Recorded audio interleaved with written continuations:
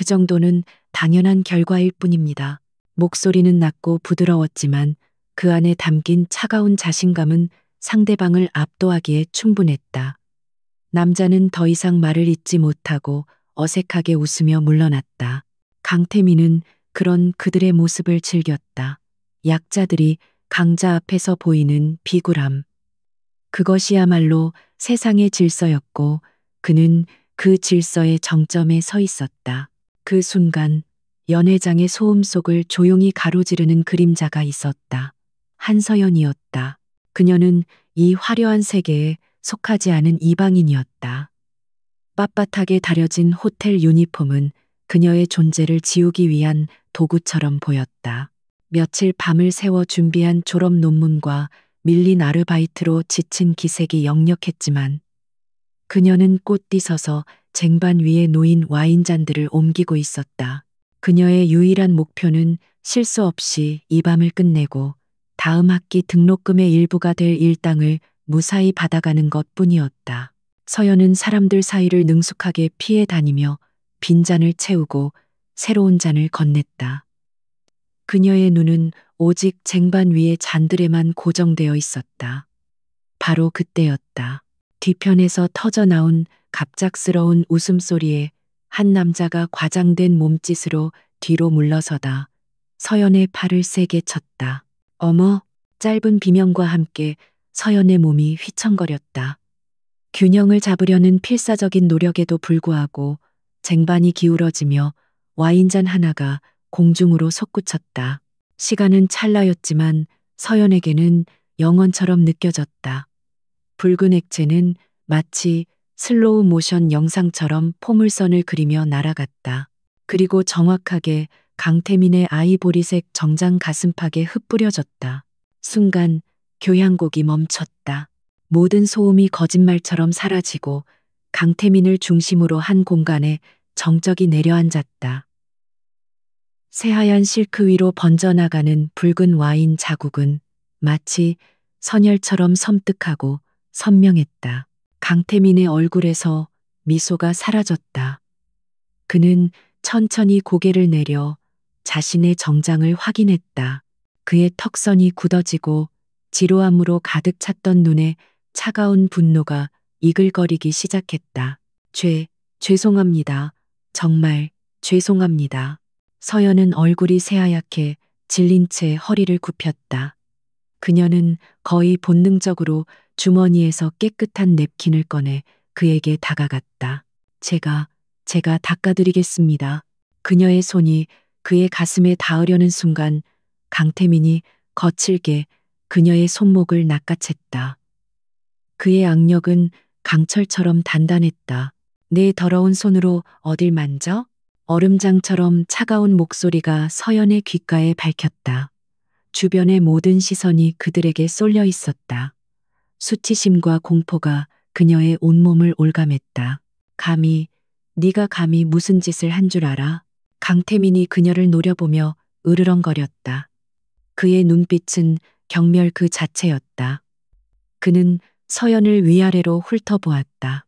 값싼 구두, 낡은 유니폼, 피곤에 절어 생기 없는 얼굴, 그의 입가에 비웃음이 걸렸다. 이 옷이 얼마짜리인 줄 알아? 내까짓게 평생을 벌어도 이 옷깃 하나 살 수 없어. 죄송합니다. 고의가 아니었습니다. 저분이 저를 치는 바람에 서연은 떨리는 목소리로 변명하려 했지만 강태민은 그녀의 말을 가차없이 잘랐다. 변명 따위 듣고 싶지 않아. 내 실수든 아니든 결과는 네가 책임져야지. 그게 세상의 이치니까. 그는 서연의 손목을 놓았다. 아니, 던져버렸다는 표현이 더 정확했다. 서연은 비틀거리며 몇 걸음 뒤로 물러섰다. 이제 그녀는 완벽한 구경거리가 되어 있었다. 사람들은 흥미로운 연극을 보듯 숨을 죽이고 다음 장면을 기다렸다. 강태민은 마치 더러운 것을 만졌다는 듯 자신의 손을 내려다보더니 다시 서연에게로 시선을 옮겼다. 그의 분노는 가라앉지 않았다. 오히려 이 하찮은 존재가 자신의 완벽한 밤을 망쳤다는 사실에 더욱 불타올랐다. 그는 자신의 권위를, 자신의 힘을 모두에게 보여주고 싶었다. 이 여자를 완전히 짓밟음으로써 그는 천천히 그녀에게 다가갔다. 서연은 공포에 질려 뒷걸음질 쳤지만 등 뒤에 다른 테이블이 있어 더 이상 피할 곳이 없었다. 내 인생에서 가장 큰 실수가 뭔지 가르쳐 주지. 바로 내 눈앞에 나타난 거야. 그 말이 끝나는 순간 짝 공기를 가르는 날카로운 파열음이 연회장을 가득 메웠다. 강태민의 손바닥이 서연의 뺨을 정확하게 후려쳤다. 충격은 생각보다 훨씬 컸다. 서연의 머릿속이 하얗게 비었고 세상이 한쪽으로 기울어졌다. 그녀의 몸은 힘없이 바닥으로 쓰러졌다. 차갑고 단단한 대리석 바닥의 감촉이 그녀의 뺨을 통해 전해졌다. 귀에서는 윙하는 이명과 함께 사람들의 놀란 숨소리가 아득하게 들려왔다. 뺨에 번지는 타는 듯한 고통보다 더 끔찍한 것은 영혼까지 파고드는 모멸감이었다. 수백 개의 눈동자가 바닥에 쓰러진 자신을 벌레처럼 내려다보고 있었다. 눈물이 핑 돌았지만 서연은 입술을 깨물며 필사적으로 참아냈다. 이 사람들 앞에서 울고 싶지는 않았다. 강태민은 바닥에 쓰러진 서연을 차갑게 내려다보았다.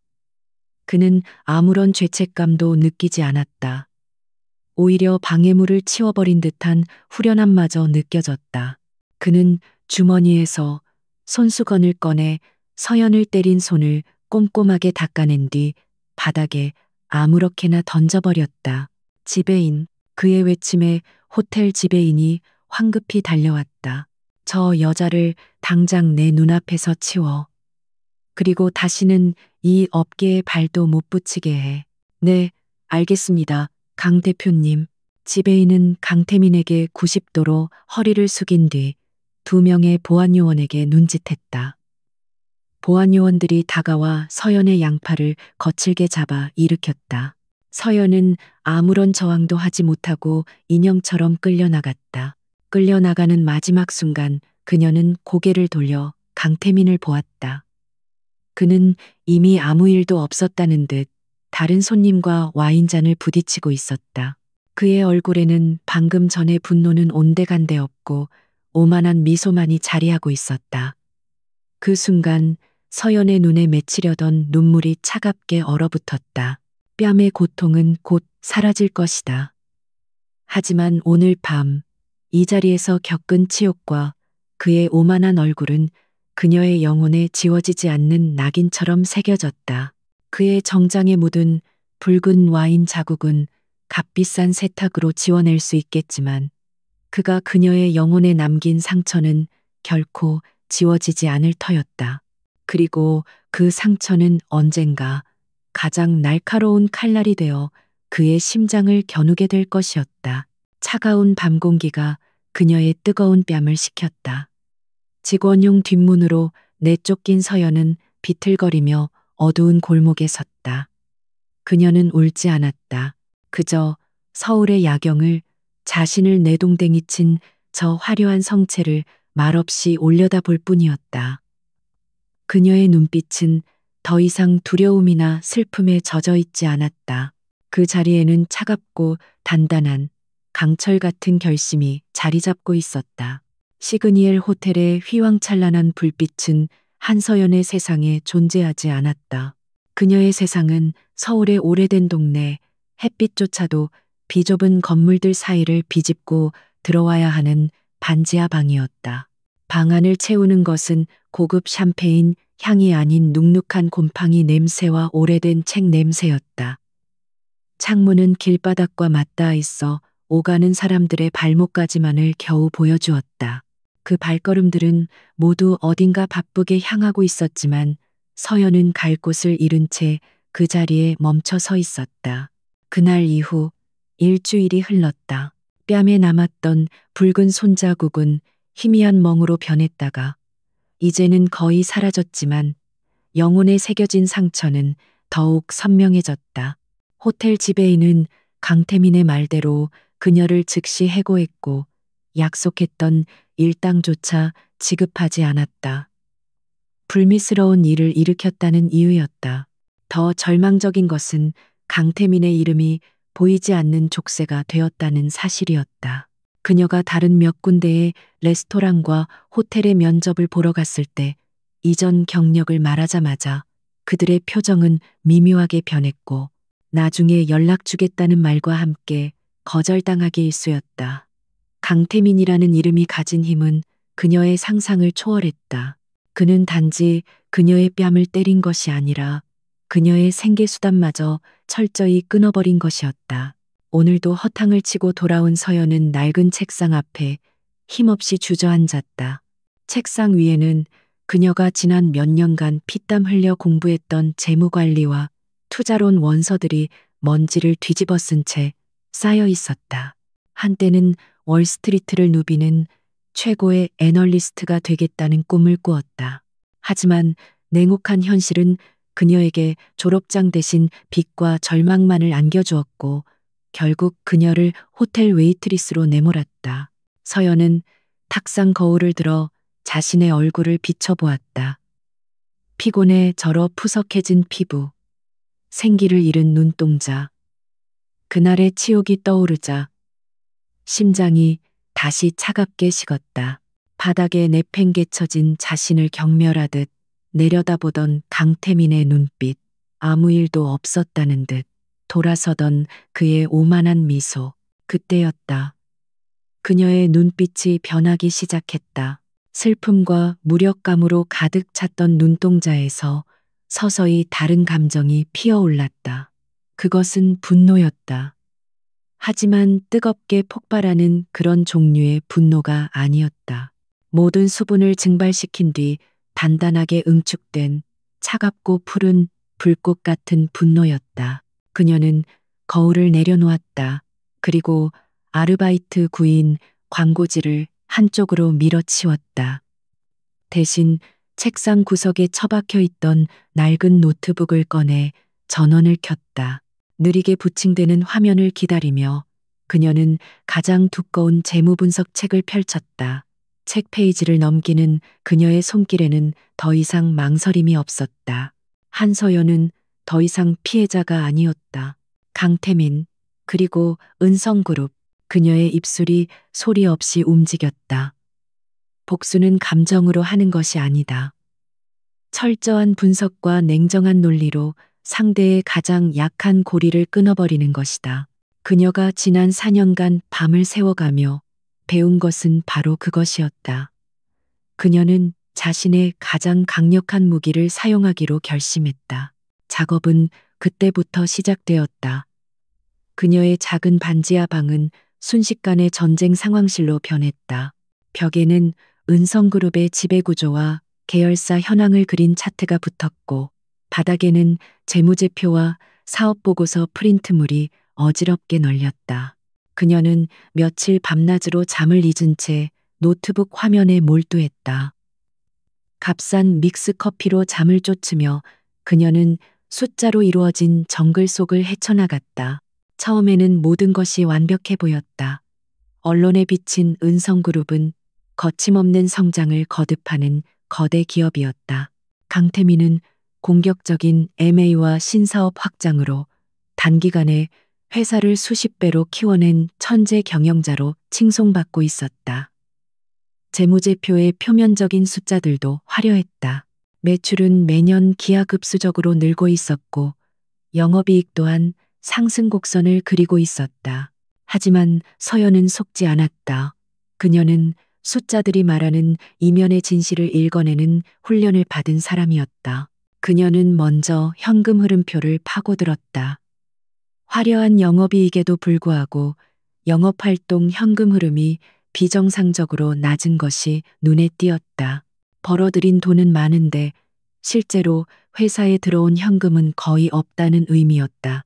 그 차액은 대부분 회수 가능성이 불투명한 매출 채권으로 잡혀 있었다. 전형적인 분식회계의 징후였다. 다음은 부채였다. 은성그룹의 부채 비율은 이미 위험 수위를 넘어서고 있었다. 강태민은 무리한 사업 확장을 위해 단기 차입금을 끌어다 쓰고 있었고 돌려막기식으로 겨우 부도를 면하고 있는 아슬아슬한 상태였다.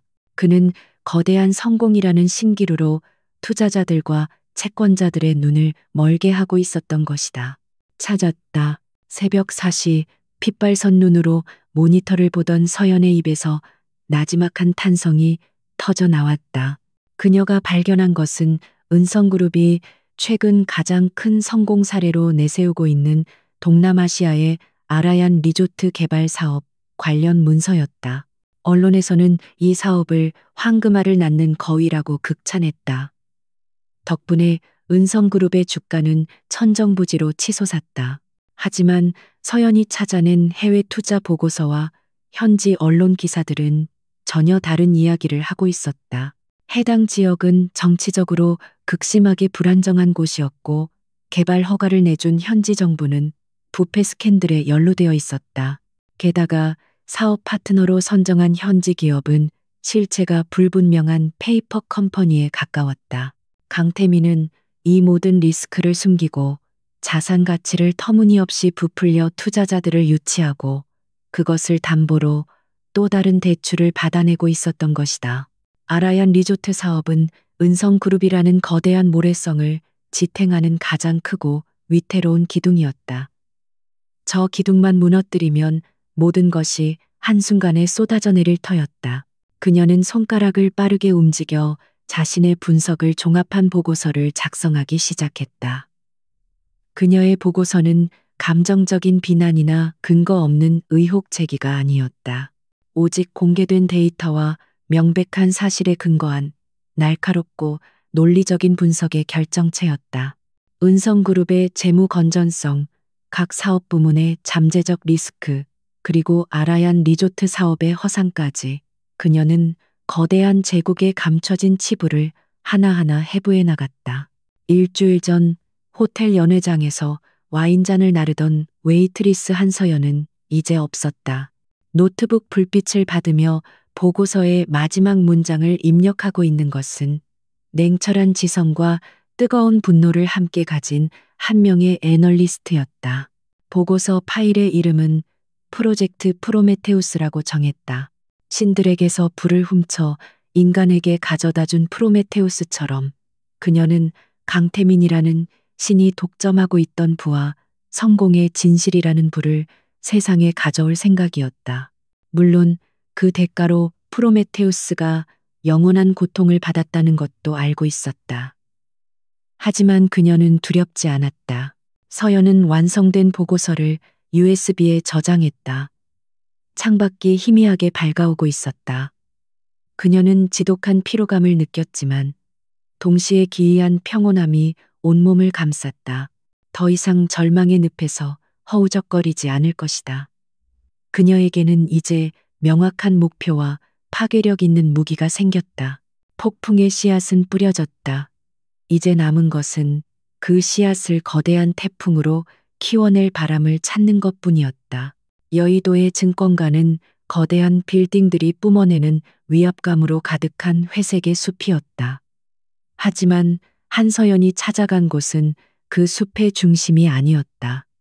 강남의 한적한 골목, 디자이너들의 쇼룸과 개성 있는 카페들 사이에 자리 잡은 아레테 투자, 아레티 인베스트먼트의 사옥은 불필요한 장식을 모두 걷어낸 미니멀한 디자인으로 오히려 주변의 화려함 속에서 돋보였다.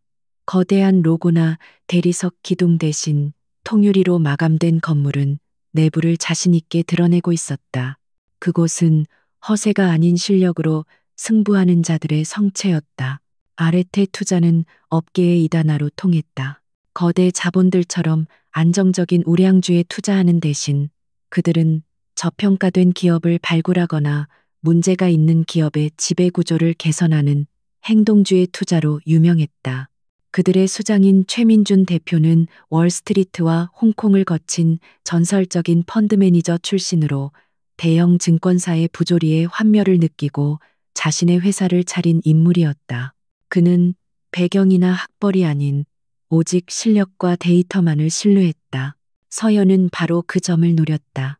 그녀가 작성한 프로젝트 프로메테우스 보고서는 정식 채용 절차를 통해서는 인사 담당자의 책상 위에서 먼지나 뒤집었을 것이 뻔했다.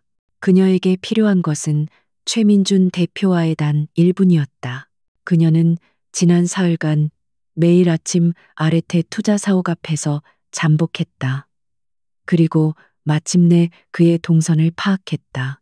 최민주는 매일 아침 8시 정각 길 건너편 작은 카페에서 에스프레소 한 잔을 사들고 걸어서 회사로 들어갔다. 결전의 날 아침, 서연은 평소보다 일찍 그곳에 도착했다.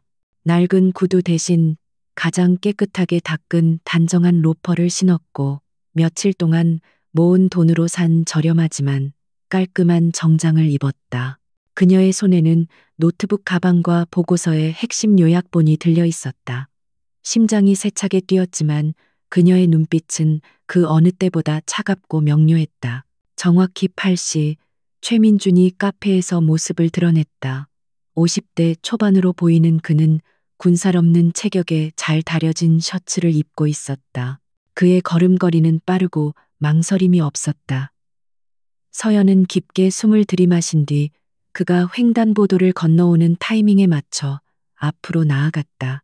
최민준 대표님, 그의 앞을 막아서지 않고 나란히 걷는 속도를 맞추며 그녀가 말을 걸었다. 최민준은 잠시 놀란 듯 걸음을 멈추고 그녀를 쳐다보았다. 경계심이 가득한 눈빛이었다. 누구신지? 한서연이라고 합니다. 서연은 긴 설명 대신 곧바로 본론으로 들어갔다. 그녀에게 허락된 시간은 그가 회사 정문에 도착하기까지의 30초 남짓이었다. 대표님께서는 가치와 실체에 투자하신다고 들었습니다. 만약 시장 전체가 거대한 거품을 실체로 착각하고 있다면 그건 아레테에게는 역사상 가장 큰 기회가 되지 않겠습니까? 최민준의 눈썹이 살짝 위로 올라갔다. 흥미로운 접근 방식이었다. 계속해 보시죠. 현재 대한민국 주식시장에서 가장 뜨거운 종목 은성그룹입니다. 저는 은성그룹이 정교하게 포장된 속 빈 강정이라는 것을 증명할 수 있는 데이터를 가지고 있습니다. 제게 10분만 시간을 주십시오. 대표님께 수조 원짜리 정보를 드리겠습니다. 서연의 목소리에는 떨림이 없었다. 오직 확신만이 가득했다.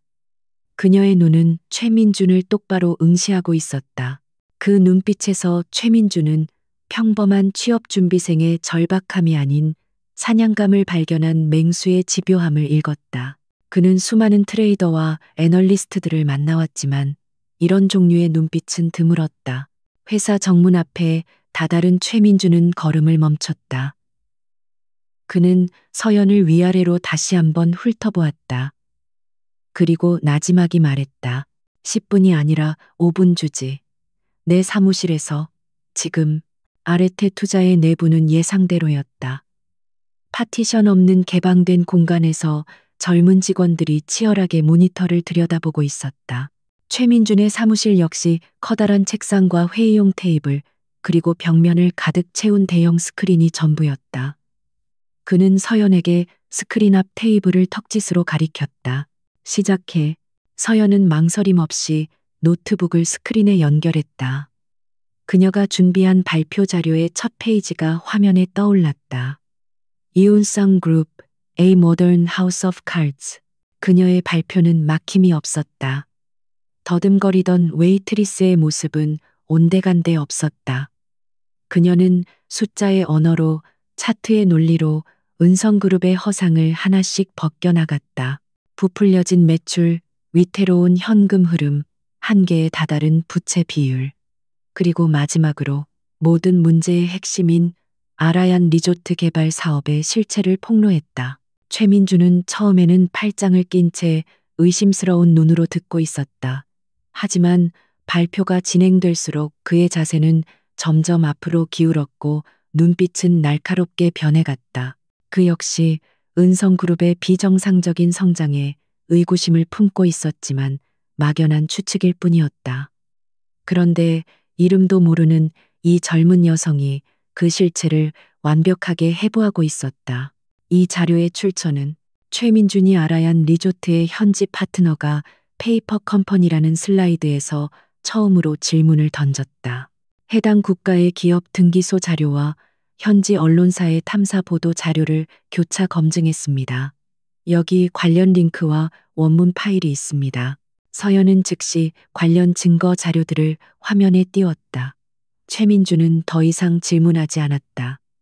그는 말없이 화면을 응시했다. 서연의 발표가 끝났을 때 약속했던 5분은 훌쩍 지나 있었다. 사무실에는 잠시 침묵이 흘렀다. 바로 그 시각 서울의 스카이라인이 한눈에 내려다 보이는 은성그룹 타워 최상층. 강태민은 자신의 집무실에서 샴페인을 터뜨리고 있었다. 그의 앞에는 임원들이 아첨 섞인 미소를 지으며 늘어서 있었다. 그는 방금 또 하나의 MA 계약을 성공시켰다. 물론 이번에도 막대한 대출을 이용한 위험천만한 도박이었다. 하하하, 봤나? 이제 IT 업계마저 우리 손에 들어왔어. 강태민이 호탕하게 웃으며 말했다. 한 임원이 재빨리 잔을 채우며 거들었다. 전부 대표님의 위대한 안목 덕분입니다. 이제 대한민국의 은성그룹을 막을 자는 아무도 없습니다. 막아? 누가 감히 나를 막아선단 말인가? 강태민은 와인잔을 높이 쳐들었다. 창밖으로 보이는 도시의 불빛들이 마치 자신의 발 아래 있는 보석들처럼 느껴졌다. 그는 자신이 세상의 왕이라고 믿어 의심치 않았다. 자신의 발밑에서 자신을 무너뜨릴 가장 치명적인 칼날이 벼려지고 있다는 사실은 꿈에도 모른 채 다시 아레테 투자의 사무실. 최민주는 스크린을 끈 뒤 의자에 깊숙이 몸을 기댔다. 그는 오랫동안 서연을 말없이 바라보았다. 그의 얼굴에는 감탄과 흥분 그리고 냉정한 승부사의 미소가 뒤섞여 있었다. 보고서는 훌륭해. 하지만 보고서는 종이에 불과하지. 최민준이 입을 열었다. 이 종이를 진짜 무기로 만들려면 군대가 필요해. 이 프로젝트 직접 지휘해 볼 텐가? 서연의 심장이 내려앉았다. 그녀는 취업을 부탁하러 온 것이었다. 하지만 최민주는 그녀에게 전장의 지휘권을 제안하고 있었다. 제가 팀장이 되라는 말씀이십니까? 한서연 씨. 당신은 이미 이 전쟁의 모든 전략을 머릿속에 그리고 있어. 내가 필요한 건 당신의 지시에 따라 움직일 병력과 자금이지. 아레테 투자의 모든 자원을 지원하겠네. 자네의 능력을 증명해봐. 그것은 단순한 입사 제안이 아니었다. 그녀의 모든 것을 건 일생일대의 기회였다. 서연은 벅차오르는 감정을 억누르며 허리를 깊이 숙였다. 감사합니다. 실망시켜 드리지 않겠습니다. 그날 한서연은 아레테 투자의 정식 직원이 되었다. 은성그룹 분석 TF팀의 팀장이라는 직함을 달고서 동쪽에서 바람이 불기 시작했다. 아직은 미미한 바람이었지만 그것은 곧 모든 것을 집어삼킬 거대한 폭풍의 전조였다. 아레테 투자의 프로젝트 프로메테우스 팀이 꾸려진 회의실은 전쟁 상황실 그 자체였다. 한쪽 벽면 전체는 은성그룹의 복잡한 계열사 지배구조와 자금 흐름을 표시한 화이트보드가 차지하고 있었다. 다른 쪽 벽에는 프로젝트의 단계별 타임라인과 주요 인물들의 사진이 붙어 있었다. 수십 개의 모니터는 실시간으로 주가 변동, 뉴스 속보, 외환 시장 데이터를 쏟아냈고 방 안에는 나지막한 키보드 소리와 조용한 긴장감만이 감돌았다. 팀의 수장인 한서연은 이 전쟁의 총사령관이었다. 그녀는 더 이상 위축된 웨이트리스가 아니었다. 그녀는 데이터를 꿰뚫어보는 통찰력과 냉철한 판단력으로 팀을 이끌었다. 그녀의 리더십은 소리를 지르거나 권위를 내세우는 방식이 아니었다. 그녀는 완벽한 논리와 압도적인 데이터 분석 능력으로 팀원들의 절대적인 신뢰를 얻어냈다. 팀원들의 면면도 화려했다. 산전수전 다 겪은 베테랑 트레이더 박진수 부장, 해커 출신의 데이터 분석 전문가 김민아 대리, 그리고 기업법 전문가인 이현우 변호사까지 각 분야의 정예들이 그녀의 지휘 아래 모였다. 처음에는 풋내기 같은 젊은 여성이 팀장이라는 사실에 반신반의했던 그들이었지만 서연이 내놓는 분석의 깊이와 전략의 날카로움에 금세 혀를 내두를 수밖에 없었다. 작전 개시합니다. 팀이 꾸려지고 일주일 후 서연이 조용히 선언했다. 그녀의 전략은 1000개의 칼로 베어 죽이기였다. 단 한 번의 결정타가 아닌 수많은 작은 상처를 입혀 서서히 피를 말려 죽이는 방식. 적이 눈치채지 못하도록 거대한 파도가 아닌 보이지 않는 해류가 되어 은성그룹이라는 배를 침몰시키는 것이었다. 1단계 공매도 포지션 구축, 숏셀링. 박진수 부장이 홍콩과 싱가포르에 있는 페이퍼 컴퍼니와 비밀 계좌들을 통해 은성그룹의 주식을 대량으로 공매도하기 시작했다. 시장에 충격을 주지 않기 위해 수십 개의 계좌로 물량을 잘게 쪼개어 몇 주에 걸쳐 조용히 포지션을 쌓아나갔다. 이는 은성그룹의 실패에 아레테 투자의 미래를 거는 위험천만한 베팅이었다. 2단계 의심의 씨앗 뿌리기. 김미나 대리는 익명의 아이디를 이용해 영향력 있는 주식 투자 커뮤니티와 해외 금융 전문 블로그에 은성그룹에 대한 분석글을 올리기 시작했다. 글의 내용은 결코 허위 사실이 아니었다. 오직 공개된 재무제표와 기사들을 바탕으로 은성그룹의 부채 비율이 과연 안전한 수준인가? 아라얀 리조트 사업 지역의 정치적 리스크에 대하여와 같은 합리적인 의심을 제기하는 수준이었다. 자극적인 비난이 아닌 전문가의 분석처럼 보이는 이 글들은 투자자들 사이에 미세한 불안감의 파문을 일으키기 시작했다. 3단계 채권자 압박. 이현우 변호사는 은성그룹의 채권자 리스트를 분석하여 상대적으로 규모가 작고 담보가 약한 제2금융권 저축은행들을 타겟으로 삼았다. 아레테는 이들에게 직접 접촉하지 않았다. 대신 신용평가기관에 근무하는 인맥을 통해 은성그룹의 신용등급 재평가 가능성에 대한 비공식적 검토가 있다는 정보를 흘렸다. 작은 풍문에도 민감한 금융기관들은 서서히 은성그룹의 추가 대출을 꺼리거나 만기 연장을 까다롭게 검토하기 시작했다. 강태민의 자금줄이 주변부에서부터 서서히 말라가고 있었다. 이 모든 일들이 물밑에서 진행되는 동안 강태민은 여전히 성공의 정점에서 축배를 들고 있었다. 그의 집무실, 거대한 통창 너머로 서울의 전경이 펼쳐져 있었다. 그는 최근 며칠간 미세하게 하락하는 주가, 그래프를 짜증스럽게 바라보고 있었다. 대표님, 시장에 이상한 루머가 돌고 있습니다. 우리 회사의 현금 흐름에 문제가 있다는 식의 악의적인 글들이 인터넷에 퍼지고 있고 일부 외국인 투자자들 사이에서도 동요가 감지됩니다. 재무 담당 최 이사가 조심스럽게 보고했다. 강태민은 코웃음을 쳤다. 그게 뭔가 대수로운 일이라고 보고하는 건가? 개들이 짖는다고 기차가 멈추나? 그의 오만함은 하늘을 찔렀다. 그는 이 모든 것을 자신의 성공에 대한 시기 질투 혹은 시장의 정상적인 변동성 정도로 치부했다. 그는 보이지 않는 적의 정교한 공격을 감지할 능력이 없었다. 오히려 그는 이런 위기 상황, 그를 자신의 힘을 과시할 기회로 여겼다. 최 이사, 당장 자사주 매입 계획을 발표해. 우리 회사는 건재하다는 걸 시장에 보여줘. 그리고 다음 주에 발표하기로 했던 반도체 회사 인수 계획도 앞당겨. 더 큰 성공으로 이따위 소문들을 잠재워 버릴 테다. 그것은 최악의 수였다.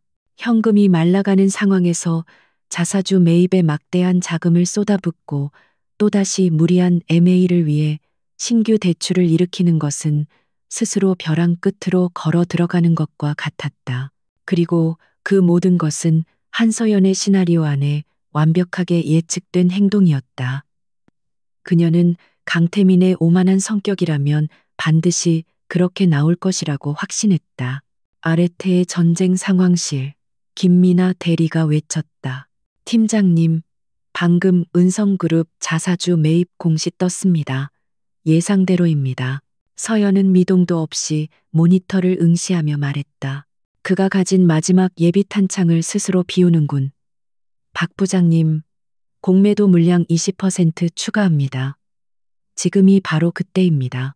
강태민이 자신감에 차서 자사주를 사들이는 동안 서연의 팀은 더 높은 가격에 더 많은 주식을 빌려다 팔았다. 강태민이 제 무덤을 파는 동안 서연은 그 위에 뿌릴 흙을 준비하고 있었다. 그리고 마침내 첫 번째 균열의 소리가 들려왔다. 네덜란드의 한 대형 연기금이 포트폴리오 리스크 관리를 이유로 보유하고 있던 은성그룹의 지분 전량을 시장에 내다 판 것이다. 그들이 매도한 물량은 전체 주식의 2%에 불과했지만 시장에 던지는 메시지는 강력했다. 가장 보수적이어야 할 연기금마저도 은성그룹을 위험하다고 판단했다. 그 소식이 전해지자마자 은성그룹의 주가는 그동안의 미세한 하락과는 차원이 다른 수직 낙하를 시작했다. 하루 만에 7%가 폭락했다. 개미 투자자들의 공포에 질린 매도 물량이 쏟아져 나왔고 강태민이 쏟아부은 자사주 매입 자금은 폭포수 같은 매도 물량을 막기에는 턱없이 부족했다. 아레테의 회의실. 팀원들은 환호성을 지르는 대신 숨을 죽이고 모니터의 파란색 숫자를 바라보고 있었다. 1단계 완료. 서연이 컵에 담긴 찬물을 마시며 나지막이 말했다. 그녀의 얼굴에는 기쁨도 슬픔도 없었다. 오직 냉정한 확신만이 존재했다. 같은 시각 은성그룹의 집무실. 강태민은 자신의 모니터에 떠 있는 7.1, 4%라는 붉은 숫자를 망연자실하게 바라보고 있었다. 그의 얼굴에서 처음으로 오만한 미소가 사라졌다. 짜증을 넘어선 명백한 불안감의 그림자가 그의 얼굴을 뒤덮었다. 지금까지 잔잔한 수면 아래에서 흐르던 보이지 않는 해류가 마침내 수면 위로 솟구쳐 날카로운 파도가 되어 그의 뺨을 때린 순간이었다. 강태민의 집무실을 감싸고 있던 오만한 정적은 이제 날카로운 신경과민으로 변해 있었다. 그는 며칠 동안 제대로 잠을 자지 못했다. 붉게 충혈된 눈으로 밤새도록 모니터의 주가 그래프를 지켜봤지만 파란색 하락 곡선은 멈출 기미를 보이지 않았다. 네덜란드 연기금의 지분 매각은 시작에 불과했다. 그 뒤를 이어 다른 외국인 투자자들이 약속이나 한 듯 물량을 쏟아냈고 주가는 연일 폭락을 거듭했다. 젠장, 대체 누가 이따위 짓을 하는 거야. 강태민은 책상 위에 서류들을 집어 던지며 포효했다. 값비싼 크리스탈 재떨이가 벽에 부딪혀 산산조각 났지만 그의 분노는 사그라들지 않았다. 임원들은 그의 앞에서 숨소리조차 내지 못하고 고개를 숙이고 있었다. 대표님, 시장의 신뢰를 회복하는 것이 급선무입니다. 지금이라도 무리한 M&A 계획을 철회하고 재무 건전성을 확보하겠다는 메시지를. 최 이사가 용기를 내어 간언했지만 강태민의 분노에 기름을 부은 꼴이 되었다. 닥쳐. 이 상황에서 물러서면 우리가 졌다고 인정하는 것밖에 더 돼? 나 강태민이야. 후퇴란 없어. 그는 여전히 현실을 받아들이지 못하고 있었다. 이 모든 것이 자신의 성공을 시기한 경쟁자들의 비열한 공작이라고 굳게 믿었다. 그는 적의 실체를 파악하려 했었지만 아무것도 잡히지 않았다. 상대는 유령처럼 흔적도 없이 그의 제국을 좀먹고 있었다. 그는 자신의 오만함이라는 가장 큰 적이 바로 자기 자신이라는 사실을 깨닫지 못했다. 그의 발악은 한서연의 손바닥 안에 있었다. 아레테 투자의 회의실. 서연은 벽에 걸린 타임라인에 2단계 완료 항목에 붉은색으로 체크 표시를 했다. 이제 마지막 단계를 실행할 시간이었다. 팀장님, 지금이 최적의 타이밍입니다. 강태민은 공포에 질려 이성적인 판단을 하지 못하고 있습니다. 시장은 그의 다음 행동을 주시하며 극도의 불안 상태에 놓여 있고요. 박진수 부장이 흥분을 감추지 못하며 말했다. 서연은 고개를 끄덕였다. 맞습니다. 이제 불을 지필 시간입니다. 김 대리님, 준비됐나요? 네. 프로젝트 프로메테우스 최종 보고서, 국내외 주요 증권사 50곳, 신용평가기관 3사, 그리고 경제 전문 기자 10명의 이메일로 전송 리스트업 완료했습니다. 팀장님 클릭 한 번이면 됩니다.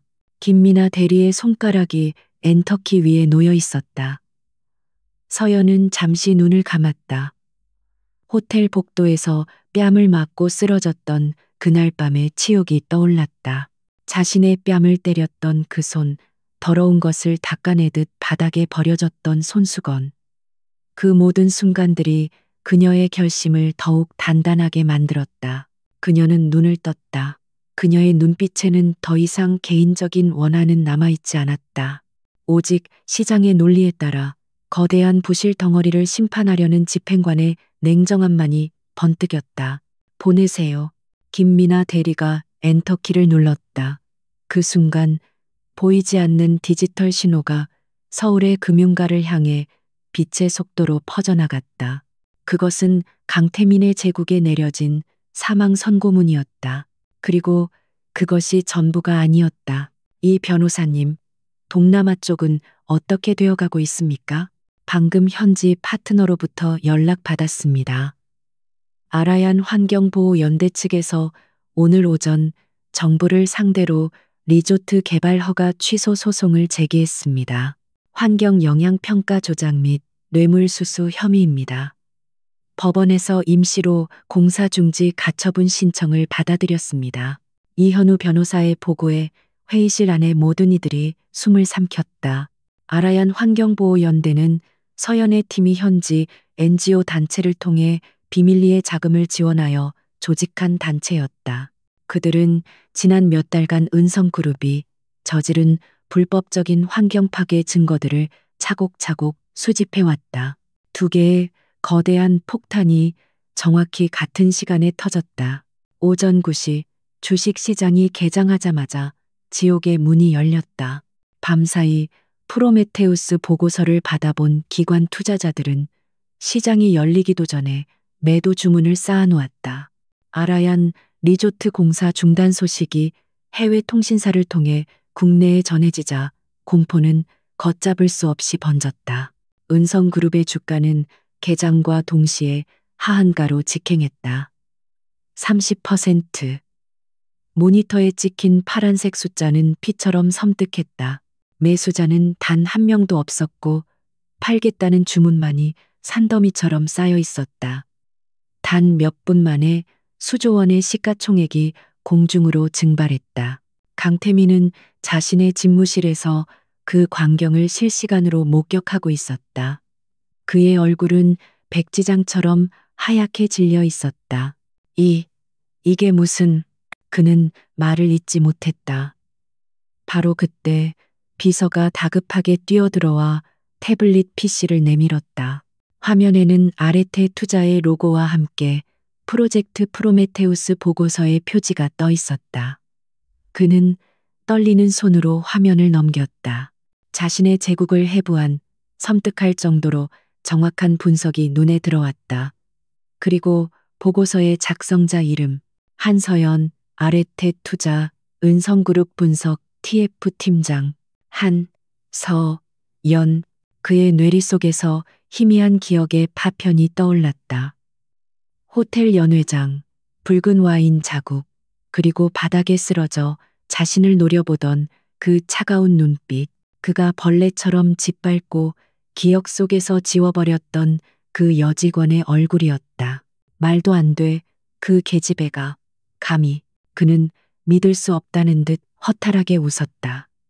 거대한 제국을 무너뜨린 적이 고작 자신이 멸시했던 하찮은 웨이트리스였다는 사실을 그는 도저히 받아들일 수 없었다. 그것은 그의 자존심에 가해진 가장 끔찍한 일격이었다. 그는 미친 사람처럼 전화를 돌리기 시작했다. 평소 형님, 동생하던 은행장들, 자신에게 아첨하던 정계 인사들.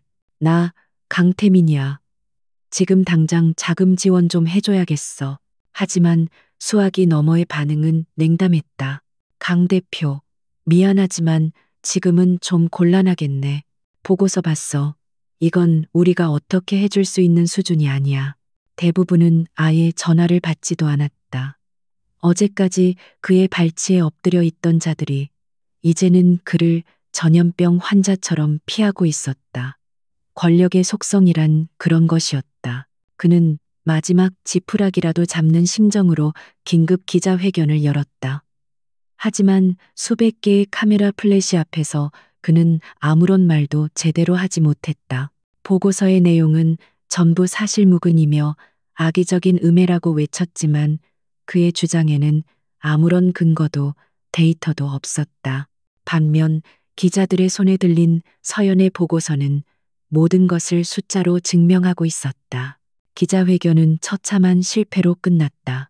그것은 시장에 그의 몰락을 공식적으로 확인시켜주는 장례식과도 같았다. 그날 오후 은성그룹 타워는 유령의 집처럼 변해 있었다. 직원들은 망연자실한 표정으로 짐을 쌌고 복도에는 파쇄된 문서들이 흩날렸다. 강태민은 홀로 자신의 집무실에 앉아 있었다. 모든 전화벨은 꺼져 있었고 세상과 그를 이어주던 모든 연결은 끊어져 있었다. 그는 텅 빈 눈으로 창밖을 바라보았다.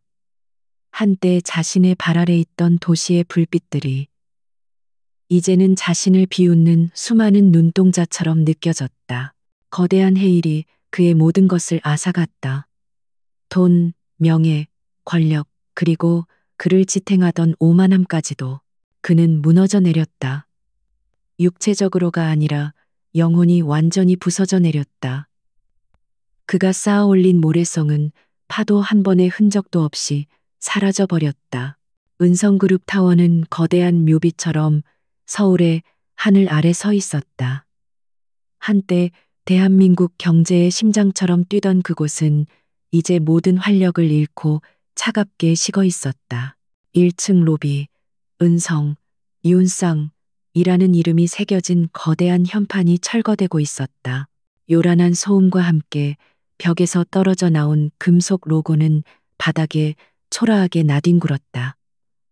법원에서 나온 집행관들은 건물 곳곳의 자산에 빨간 딱지를 붙였다. 한때 수백만 원을 호가하던 미술품도 최고급 이탈리아 가구도 이제는 헐값에 팔려나갈 경매품 목록일 뿐이었다. 제국의 몰락은 공식적으로 선언되었다. 강태민은 모든 것을 잃었다. 한남동의 대저택과 차고를 가득 채웠던 슈퍼카들은 채권단에게 넘어갔다. 그의 모든 계좌는 동결되었고 그는 하루아침에 신용불량자로 전락했다. 그는 이제 남루한 옷차림으로 변두리의 값싼 모텔을 전전하는 신세였다. 완벽하게 관리되던 피부는 거칠어졌고 자신감으로 빛나던 눈은 공허한 절망으로 가득 차 있었다. 그를 괴롭히는 것은 가난만이 아니었다. 그를 더욱 미치게 만드는 것은 세상의 외면이었다. 그의 전화는 더 이상 울리지 않았다. 한때 그의 주변을 맴돌며 아첨하던 수많은 사람들은 마치 그가 존재하지 않았던 것처럼 흔적도 없이 사라졌다. 그는 버려졌다. 완벽하게, 철저하게. 그리고 마침내 심판의 날이 왔다. 서울회생법원의 대법정. 은성그룹의 파산 심리가 열리는 곳이었다. 법정안은 그의 실패로 인해 재산을 잃은 수백 명의 채권자들과 투자자들의 분노와 탄식으로 가득 차 있었다. 강태민은 변호사 한 명 없이 홀로 피고인석을 향해 걸어갔다. 한때 그의 등장만으로도 좌중을 압도하던 카리스마는 온데간데 없었다. 사람들은 그를 경멸의 눈빛으로 쏘아보거나 아예 무시했다. 그는 더 이상 왕이 아닌 죄인이었다. 그가 자리에 앉았을 때 그의 시선은 법정 앞쪽에 앉아 있는 한 무리의 사람들에게 고정되었다. 채권단 대표 자격으로 참석한 아레테 투자팀이었다. 그리고 그 중심에 한서연이 앉아 있었다. 그녀는 흠잡을 데 없는 검은색 정장 차림이었다. 단정하게 묶은 머리, 차갑고 지적인 분위기를 풍기는 안경. 그리고 어떤 감정도 드러내지 않는 침착한 표정. 그녀는 더 이상 그날 밤의 어설픈 웨이트리스가 아니었다. 그녀는 승리자였다. 자신의 제국을 무너뜨린 전쟁을 승리로 이끈 냉철하고 유능한 지휘관의 모습이었다. 재판 내내 강태민은 서연에게서 눈을 떼지 못했다. 판사의 목소리도 다른 채권자들의 아우성도 그의 귀에는 들리지 않았다. 그의 머릿속은 오직 한 가지 생각으로 가득 차 있었다. 어떻게, 대체 어떻게 저 여자가. 잠시 휴정을 위해 재판이 멈췄다. 사람들이 웅성거리며 법정 밖으로 나갔다. 서연 역시 팀원들과 함께 자료를 챙겨 복도로 나섰다.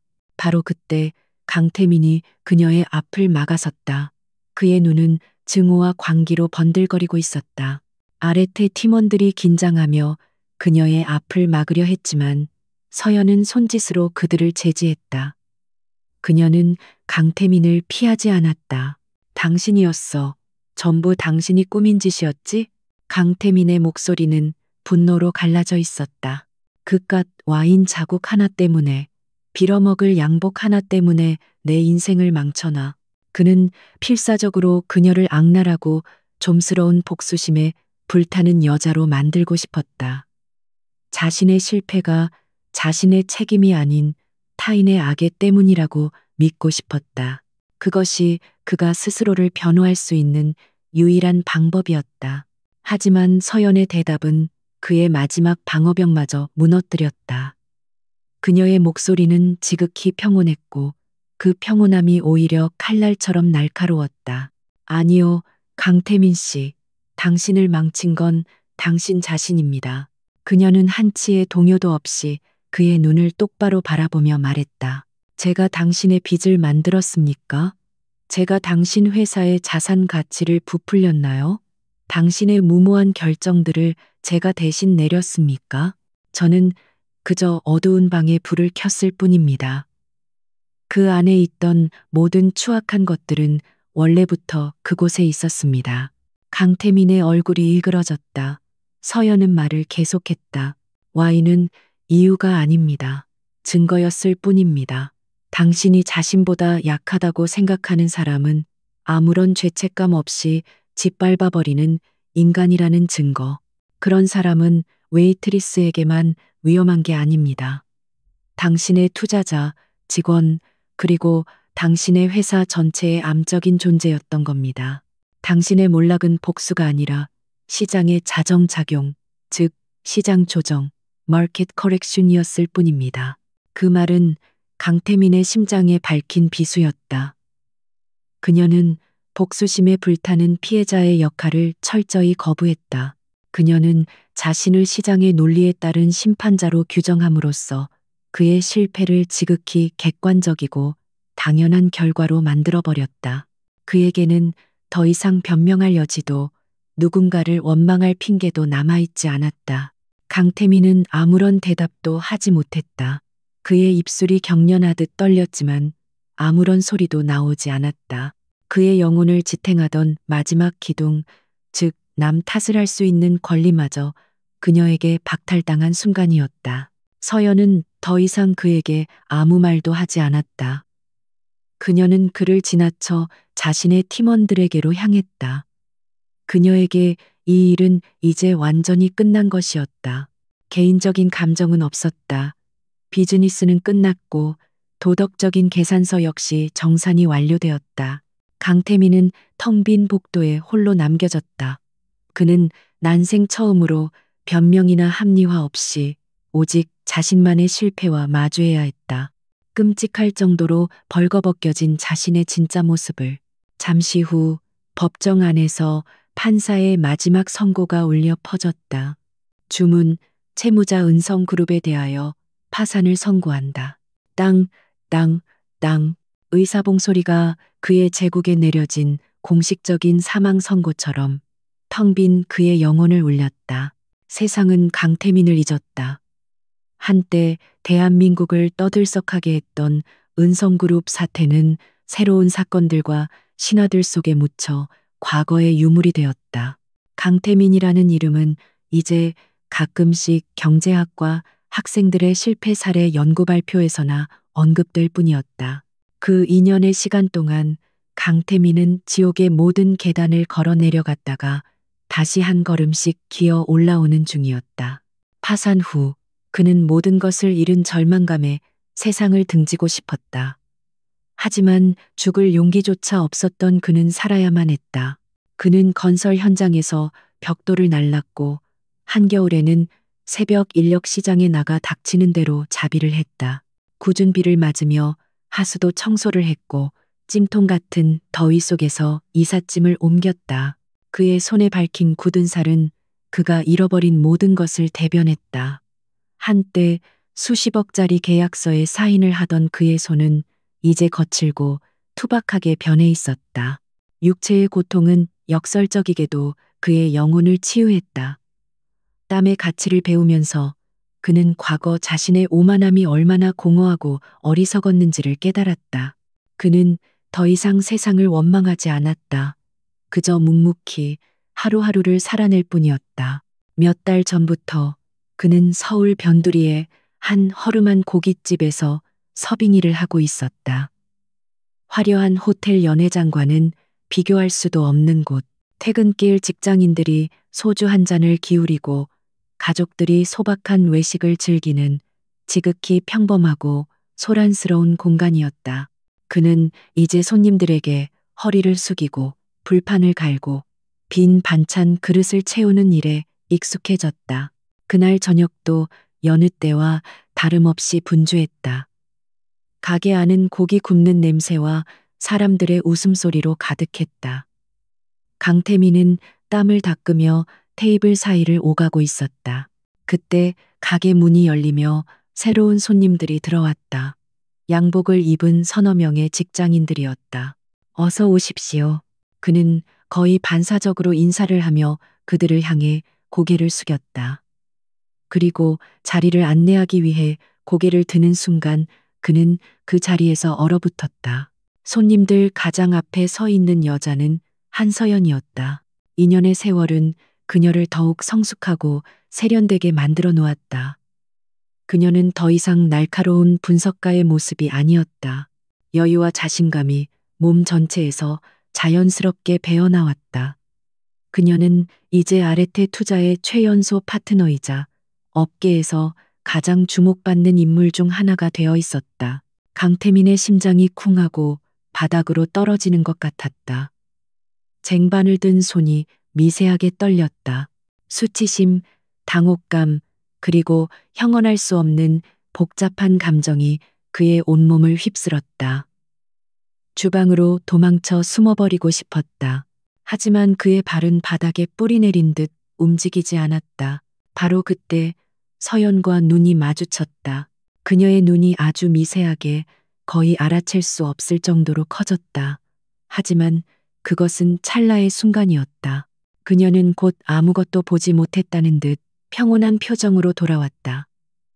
그녀는 그를 알아보았지만 모른 척 해주었다. 그 짧은 순간의 배려가 오히려 강태민의 등을 떠밀었다. 그는 도망치는 대신 자신의 역할을 받아들이기로 결심했다. 그는 이제 은성그룹의 회장이 아닌 이 고깃집의 종업원이었다. 그는 깊게 숨을 들이마시고 그들에게 다가갔다. 몇 분이십니까? 그의 목소리는 스스로도 놀랄 만큼 평온하게 나왔다. 서연의 팀원 중 한 명이 대답했다. 4명입니다. 강태민은 그들을 창가 자리로 안내했다. 그는 메뉴판을 내려놓고 주문을 받았다. 내내 그는 서연과 눈을 마주치지 않으려 했으며 고개를 숙인 채 자신의 일에만 집중했다. 서연 역시 그를 평범한 종업원 이상으로 대하지 않았다. 그녀는 여기 물 좀 더 주세요. 혹은 불판 좀 갈아주세요. 와 같은 필요한 말 외에는 그에게 말을 걸지 않았다. 그녀의 태도는 지극히 사무적이고 정중했다. 무시하는 것도 아는 척하는 것도 아닌 그 완벽한 무관심이 강태민에게는 가장 큰 배려처럼 느껴졌다. 그는 묵묵히 그들의 테이블에 고기를 날랐고 숯을 갈았다. 그는 자신도 모르게 그들의 대화에 귀를 기울이게 되었다. 그들은 수백억 원짜리 투자건과 해외 시장 동향에 대해 이야기하고 있었다.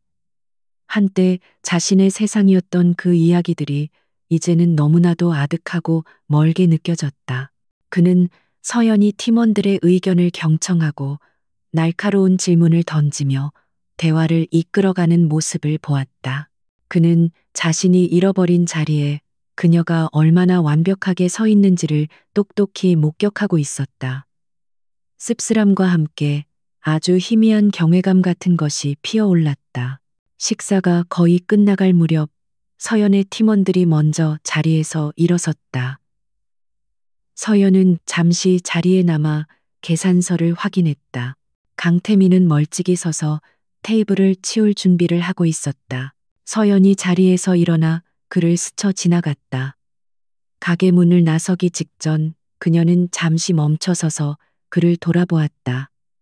그들의 시선이 허공에서 다시 한번 마주쳤다. 그녀의 눈에는 경멸도, 동정도, 승리감도 없었다. 그저 모든 것이 끝났다는 듯 담담하고 깊은 눈빛이었다. 그녀는 그에게 아주 가볍게 목례를 하고는 가게를 나섰다. 강태민은 한참 동안 그 자리에 서 있다가 천천히 그녀가 앉았던 테이블로 다가갔다. 테이블 위에는 깔끔하게 정리된 그릇들과 함께 신용카드로 계산된 영수증이 놓여 있었다. 그리고 그 영수증 아래 두툼한 현금 뭉치가 있었다. 전부 5만 원짜리 신권이었다. 그는 떨리는 손으로 돈을 집어들었다. 한 장, 두 장, 너무나도 많은 액수였다. 그가 이 가게에서 서너 달은 꼬박 일해야 만질 수 있는 돈이었다. 이것은 단순한 팁이 아니었다. 강태민은 돈을 쥔 채 그 자리에 망연히 서 있었다. 이것은 무엇을 의미하는가? 동정인가?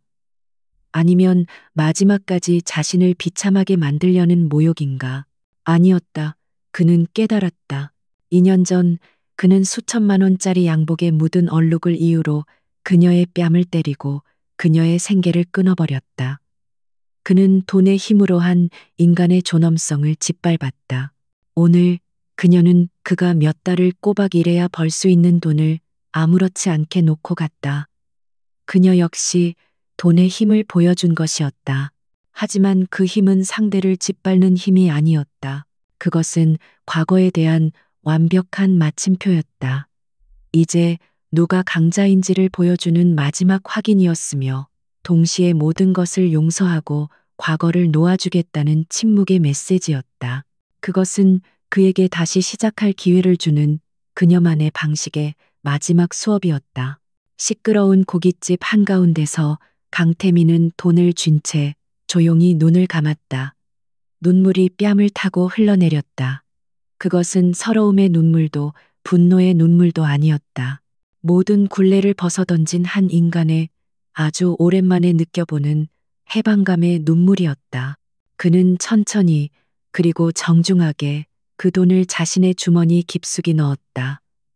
모든 빚은 이제 정말로 청산되었다. 서울의 밤하늘을 수놓은 별들조차도 시그니엘 호텔의 크리스탈 볼룸에서 터져나오는 휘황찬란한 빛 앞에서는 그저 겸손한 배경이 될 뿐이었다.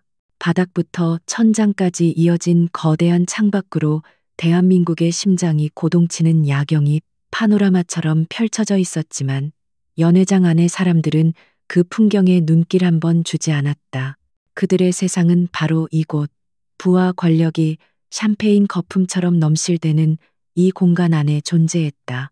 수백만 원을 호가하는 드레스 자락이 대리석 바닥을 스치는 소리, 나지막하지만 자신감 넘치는 목소리들, 맑은 크리스탈 잔이 부딪히며 내는 경쾌한 소음이 어우러져 그들만의 교향곡을 연주하고 있었다. 그 교향곡의 중심에서 강태민은 지휘자처럼 군림하고 있었다. 34의 나이에 은성그룹을 재계 서열 상위권에 올려놓은 그는 젊은 야수 혹은 살아있는 신화로 불렸다. 이탈리아 장인이 한 땀 한 땀 손으로 지어 올린 아이보리색 실크 정장은 그의 넓은 어깨와 단단한 체구를 완벽하게 감싸고 있었다. 그의 손목에 채워진 파텍 필립 시계의 푸른빛 다이얼은 샹들리에의 조명을 받아 은은하게 빛을 발하며 시간의 흐름조차 그의 통제 아래 있는 듯한 착각을 불러일으켰다. 그의 주변으로는 꿀을 찾아 모여든 벌떼처럼 사람들이 끊이지 않았다. 정부 고위 관료부터 경쟁사 총수, 사교계의 명사들까지 모두가 그의 환심을 사기 위해 애썼다. 강태민은 간간히 고개를 끄덕이거나 옅은 미소를 지어 보였지만 그의 눈은 지루함과 오만함으로 가득 차 있었다. 그에게 이 모든 것은 그저 자신의 성공을 확인하는 시시한 의식에 불과했다. 강 대표님, 이번 신도시 개발건은 정말 대단한 수완이십니다. 기름진 머리를 한 중년의 남자가 아첨 섞인 목소리로 말을 걸었다. 강태민은 그를 흘끗 쳐다보았다.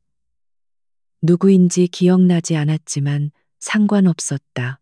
그는 와인잔을 가볍게 흔들며 대꾸했다.